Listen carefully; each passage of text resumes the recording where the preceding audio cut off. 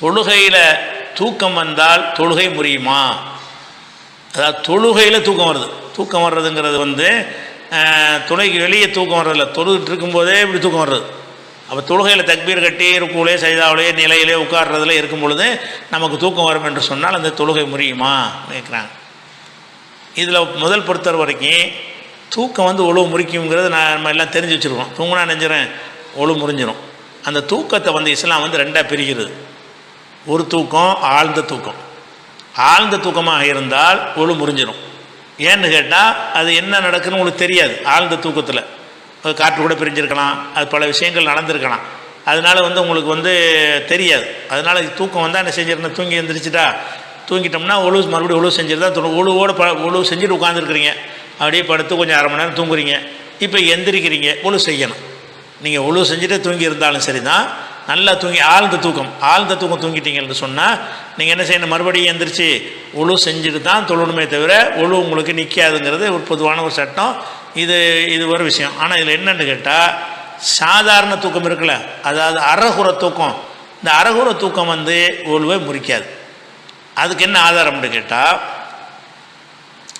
ரசூலுல்லாஹ்வுடைய காலத்தில் என்ன வருதுன்னு கேட்டால், அனஸ் அறிவிக்கிறாங்க, கான அஸ்ஹாபு ரசூலுல்லாஹி ஸல்லல்லாஹு அலைஹி வஸல்லம் யன்தலிருன இஷா ஆகிரா. ரசூலுல்லாஹ்வுடைய சஹாபாக்கள் என்ன செய்வாங்கன்னு கேட்டால், இஷா தொழுகைக்கு காத்திருப்பார்கள். அதாவது அந்த காலத்துல எல்லாம், இப்போ நம்ம காலத்துல எல்லாம் என்ன செய்யணும், கடிகாரம் வைத்திருக்கிற உலகத்தில் வாழ்ந்து கொண்டிருக்கிறோம். 8:15 காமத்துன்னு சொன்னால் போர்டில் எழுதி போட்டுருவோம். உலகத்துக்கெல்லாம் தெரியும், அவன் கரெக்டாக 8:15 வந்துடுவான். 8:15 ஜமாத்து நடக்கிறதுக்காக 7 மணிக்கெல்லாம் உட்கார மாட்டான். ஏன்னு கேட்டால் அவனுக்கு சொல்லப்பட்டுருச்சு. பாங்கு சொல்கிறோம், மைக்கில் எல்லாத்தையும் சொல்லிவிடுறோம். பாங்குலேருந்து இக்காமத்து எவ்வளோ நேரத்தில்ங்கிறது எந்த பள்ளியில் சொல்கிறாங்களோ அந்த பள்ளியில் எத்தனை மணிக்கு இக்காமத் சொல்லப்படுங்கிற விஷயத்தை அறிமுகத்தை வைத்து அறிந்து வைத்திருக்கிறான். அறிஞ்சு வச்சுருக்கிறதுனால ஒரு தொழுகைக்கு போய் ரொம்ப நேரத்துக்கெல்லாம் காத்துக்கிட்டு இருக்க மாட்டான். ஆனால் ரசூலுல்லாஹ்வுடைய காலத்தில் அப்படி ஒரு டைம் டேபிள் கிடையாது. இஷா தொழுகைன்னு வர்றாங்களா, இஷா தொழுகை 8 மணிக்கு வந்துடுன்னு வைங்களேன். ஆனால் 8 மணிக்கு ரசூலுல்லாஹ் வரமாட்டாங்க. எல்லாம் மக்கள் உட்காந்துருப்பாங்க. ஒரு நாளைக்கு 9க்கு வருவாங்க, ஒரு நாளைக்கு 9க்கு வருவாங்க, ஒரு நாளைக்கு 10க்கு வருவாங்க. ரசூலுல்லாஹ் வந்தோன்னே தொழுகை நடக்கும். அப்போ முன்னாடி அப்போ ரசூலுல்லாஹ் எப்போ வருவாங்கன்னு தெரியலைங்கும்போது என்ன செய்வாங்கன்னு கேட்டால், கொஞ்சம் முன்னாடியே வந்துடுவாங்க சஹாபாக்கள். டைம் ஃபிக்ஸ் இல்லை. இப்போ ரசூலுல்லாஹ் எப்போ வீட்டிலேருந்து உள்ளே வர்றாங்களோ அப்போ தான் ஜமாத் நடக்கும் என்று சொன்னால், அப்போ அந்த சஹாபாக்கள் குறிப்பிட்ட நேரத்தை அறிந்து அந்த நேரத்துக்கு வர முடியாது, கொஞ்சம் முந்தி தான் வர முடியும். அப்படி வர்றதுனால வெயிட் பண்ணுவாங்க, இஷா தொழுகைக்காக காத்திருப்பார்கள். அதுக்கு தான் வருது. ஏன் வருதுன்னு கேட்டால், அந்த காலத்து முறை அப்படி தான் இருந்தது. அப்போ அந்த ஹதீஸில் வருது, கான அஸ்ஹாபு ரசூலுல்லாஹி ஸல்லல்லாஹு அலைஹி வஸல்லம், ரசூலுல்லாஹ்வுடைய சஹாபாக்கள் யன்தலிருன இஷா ஆகிரா, இஷா தொழுகைக்காக வேண்டி காத்திருப்பார்கள். எது வரைக்கும் என்றால், ஹத்தா தஹ்ஃபிக ரூஸுஹும், அவங்களுடைய தலை சாயும் அளவுக்கு. அது உட்கார்ந்துருப்பாங்களா, உட்கார்ந்துருக்கும்போது இப்படிமா, அதாவது ஆழ்ந்து தூங்க மாட்டான். உட்காந்துருப்பாங்க. 10 மணிக்கு ரசூலுல்லாஹ் தொழுகைக்கு வர்றாங்க, 9 மணிக்கு வந்துடுவாங்க. இவங்க 9 மணி உட்காந்து பார்த்தா என்ன செய்யும், அவங்கள மீறி தூக்கம் வர ஆரம்பிச்சிடும். தூக்கம்னு சொன்னால் படுத்து ஆழ்ந்து தூங்குறது கிடையாது. உட்காந்துருக்கையில் என்ன செய்ய, லேசாக ஆடுறது, முழிச்சிக்கிறது, லேசாக அப்படி ஆடுறது. அப்போ தூங்கிக்கிட்டு உட்கார்ந்து இருக்கும்போது என்ன செய்ய முடியாது, தூக்கம் தான் வரும். அந்த தூக்கம் என்னவாக இருக்கான்னு கேட்டால், ஒரு ஆழ்ந்து உறங்குற உறக்கமாக இருக்காது, அரைகுறை உறக்கமாக இருக்கும். அதாவது ஒரு செகண்டில் போய்ட்டு முடிச்சிடுறது. அப்போ அந்த மாதிரி தூங்குவார்கள். சும்மா யுஸல்லூன வலா யதவல்லவுன, பிறகு ரசூலுல்லாஹ் வந்த உடனே ஒழு செய்யாமல் அப்படி தொழுதுருவாங்க. ஏற்கனவே ஒழு செஞ்சு தானே உட்காந்துருக்காங்க.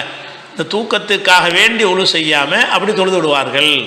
சும்மா யுஸல்லூன வலா யதவல்லவுன, ஒழு செய்யாமலே தொழுந்து விடுவார்கள் அப்படின்றது அபுதாவுதில் வரக்கூடிய ஒரு ஹதீஸ். அப்போ இந்த ஹதீஸின் பிரகாரம் நமக்கு என்ன தெரியுதுன்னு கேட்டால், அறகுற தூக்கம் ஒழுவை முறிக்காது. தொழுகைக்கு வெளியே, தொழுகையில் இந்த மாதிரி தூக்கம் வந்தால் என்ன செய்கிறது, தொழுகைக்கு வெளியே இருந்தால் ஒழு செஞ்சுட்டு உட்காந்துட்டு இப்படி தூக்கம் வருது, புஸ்தகம் படிச்சுட்டு அப்படியே தூங்கிட்டீங்கன்னா தூங்கி படுத்து அப்படி படுக்கலை, தூங்குறதுன்னா என்ன செய்யுங்க, ஒரு லேசாக ஒரு ஆட்டம் காட்டுறீங்க, தூங்கி போடுறீங்க, மறுபடியும் சுதாரித்து முடிச்சுக்கிறீங்க, ஒரு பக்கத்து தட்டுவார், தட்டுன்னு வடிச்சுக்கிறீங்க. இப்படி ஏதாவது ஒரு வகையில் என்ன செய்யும், அப்படி வரும். இப்படி தூங்குனீங்க என்று சொன்னால் ஒழு நீங்கவே நீங்காது. தொழுகையிலே தூக்கம் சில ஆளுக்கு வந்துடும். தொழுதுட்டு இருப்பாங்க, தொழுதுட்டு இருக்கும்போது இப்படி தூங்குவான். அந்த மாதிரி தூங்கினா அவங்களுடைய நிலைமை என்ன அப்படின்னு கேட்டிங்கன்னா, முஸ்லீமில் ஒரு ஹதீஸ் வருது. என்ன வருதுன்னு கேட்டால், இப்னு அப்பாஸ் சொல்கிறாங்க, நான் எங்கள் சின்னம்மாவுடைய மைமுனா வீட்டில் போய் தங்குவேன். மைமுனா யாருன்னா ரசூலுல்லாஹ்வுடைய மனைவி. இவருக்கு சின்னம்மா, ரசூலுல்லாஹ்வுடைய மனைவி.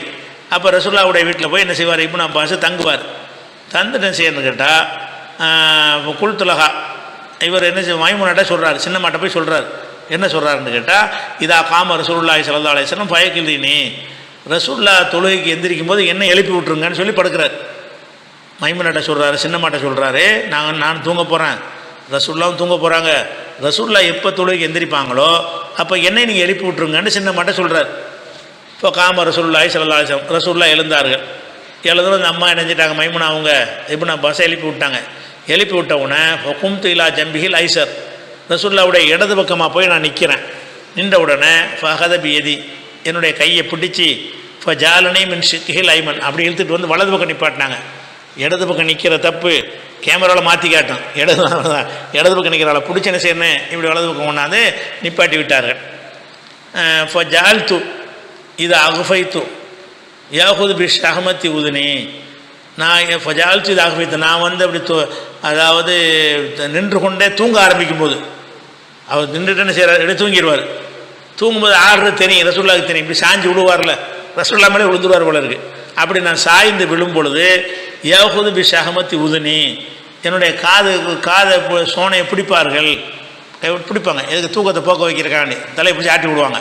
அப்போ நான் ரசூலுல்லாஹ்வுக்கு பக்கத்தில் தொழும் பொழுது நின்றுக்கிட்டே தூங்கிடுவேன்.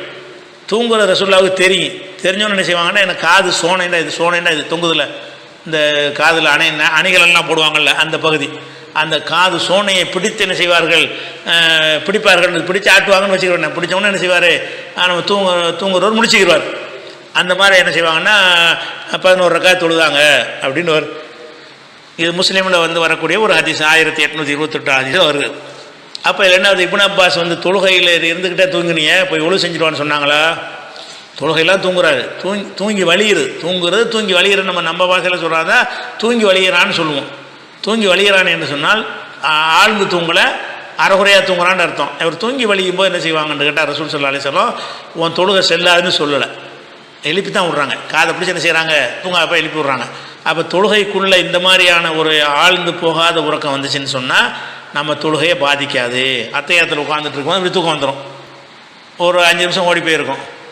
அல்லது அல்ஹம்து ஓதிட்டு இருப்பார் இமாமும், குல்ஹுல்லா ஓதுன்னு நமக்கு விளங்காது, அல்லாஹ் ருக்கு முடிப்போம்.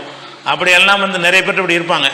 சில பேர் நோயாகவே சில பேர் என்ன செய்வாங்க, அந்த மாதிரி நின்றுக்கிட்டே தூங்குறதே ஒரு இதாக வச்சுருப்பாங்க. சில பேருக்கு சில நாட்களில் ராத்திரி பூரா தூங்காமல் முடிச்சுட்டு இருந்ததுனால கூட ஒரு நாளைக்கு அப்படி தூக்கம் மேலிட்டு போயிடும். தூக்கம் மேலிட்டுருச்சின்னு சொன்னால் அதனால் நீங்கள் படுத்து ஆழ்ந்து தூங்காத வரைக்கும் அந்த தூக்கத்தினால ஒழுவு முடியாது, தொழுகை முடியாது என்பதை இந்த ஹதீஸ்லேருந்து விளங்கிக்கிறீங்க. அதே நேரத்தில் வந்து நீங்கள் தொழுதுட்டு இருக்கிறீங்க, ஆனால் இது வந்து சாதா தூக்கமாக உங்களுக்கு தெரியுது, இல்லை தள்ளுது, என்ன செஞ்சாலும் இன்றைக்கி கட்டுப்படுத்த முடியலை, தூங்கி தான் ஆகணுங்கிற அளவுக்கு தள்ளுதுன்னு சொன்னால் தொழுகை முடிச்சுட்டு தூங்கிடணும். அது எப்படி வருதுன்னு கேட்டால் ஆயிஷா நாய் சொல்கிறாங்க, இதா நான் சாகதுக்கும் ஓஹோ சல்லி, தூங்கிட்டு இருக்கும்போது ஒருத்தருக்கு தொழுது கொண்டு இருக்கும்போது ஒருத்தர் தூக்கம் வந்துச்சுன்னு சொன்னால் ஃபுல் ஏற்குது, உடனே தூங்கி விடட்டும். எது வரைக்கும் தூங்கணும், ஹத்தா எதுகபானும் நவுமும், தூக்கம் போகிற வரைக்கும் நல்லா தூங்கட்டும். ஏன்னு கேட்டால் ஃபைன் ஆகதுக்கும் இதா சல்லாஹோ நாயிசும், தூங்கும் நிலையிலே ஒருத்தர் தொழுவாரையானால் லா எதிரி இல்லை அல்லஹூ எஸ்தக்ஃபிரு வ யஸுபு நஃப்ஸஹு, அவர் அல்லாட்ட பாவ மன்னிப்பு தேடுறேன்னு சொல்லி தன்னை திட்டிக்கிறோம், யாரெல்லாம் என்னை நாசமாக்குன்னு கேட்டுருவாய். அது என்ன சொல்லணும்னு தெரியாது, என்ன சொல்லணும்னு தெரியாத அளவுக்கு அவர் ஏதாவது பேச ஆரம்பிச்சிடுவார். அதனால் தூக்கம் நல்லா தூக்கம் வந்துச்சுன்னா பேசாமல் படுத்து தூங்கிடுங்க. சும்மா லேசான ஒரு தூக்கம் வந்து தூக்க கலக்கம் அது மாதிரி வந்துச்சுன்னு சொன்னால் அதை பற்றி பிரச்சனை, நீங்கள் வாடு தொழுதுட்டே இருங்க அப்படின்னு சொல்லி சொல்கிறாங்க. இதுதான் தூக்கத்துடைய ஒரு விஷயம்.